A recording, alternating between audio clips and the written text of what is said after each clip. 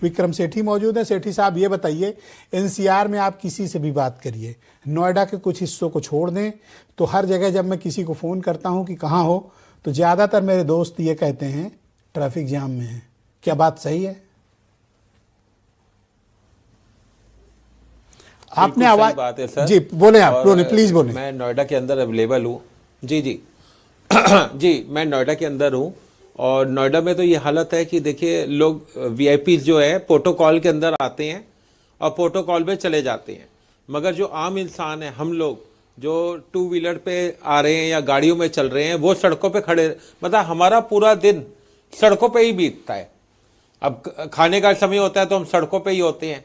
और आप देखिए, जैसे मैं ट्रैफिक वॉलंटियर हूँ, मैंने कई समस्याएं देखी यहाँ पे शहर में कि दिल्ली की तरफ से जो बड़े वाहन होते हैं, जैसे बसें हैं, बसों के अंदर मैंने अभी 2 दिन पहले की बात है कि मैंने दिल्ली पुलिस से बात करी जी। मैंने उनको बताया मैं नोएडा में ट्रैफिक वॉलंटियर हूँ और ये देखिए बस आ रही है, फुल लोड है, इसके ऊपर तक सामान भरा हुआ था और एक तरफ टेढ़ी हो रही थी, मतलब आगे जाके कहीं भी गिर सकती है बस।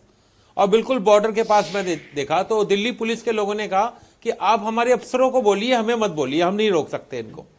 तो सोचिए कितनी बड़ी बात है। और नोएडा में भी वो बस आराम से निकल जाती है, कोई रोकता नहीं टोकता नहीं उनको।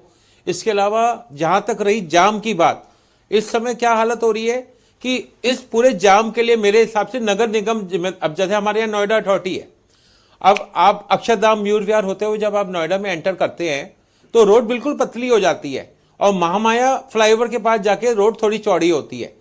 तो इसके लिए जिम्मेवार तो ये है ना कि आप सड़कों को। सेठी साहब, मेरा दावा है कि आप एयरपोर्ट से दिल्ली तक आराम से पहुंच जाएंगे, लेकिन दिल्ली से नोएडा घुस कर दिखाइए या नोएडा से आप दिल्ली घुस जाकर दिखाइए सर। 3 गुना ज्यादा टाइम लगता है। नोएडा को बॉटल नेक चौक है सर जी, कोई ध्यान देने को तैयार नहीं है। कह दीजिए तो बताएंगे प्रोटोकॉल मिलता है। भैया आपको प्रोटोकॉल है, पर ये सेठी साहब ब्रजेश मिश्रा को कौन सा प्रोटोकॉल है? उत्तर प्रदेश में सबसे पहले,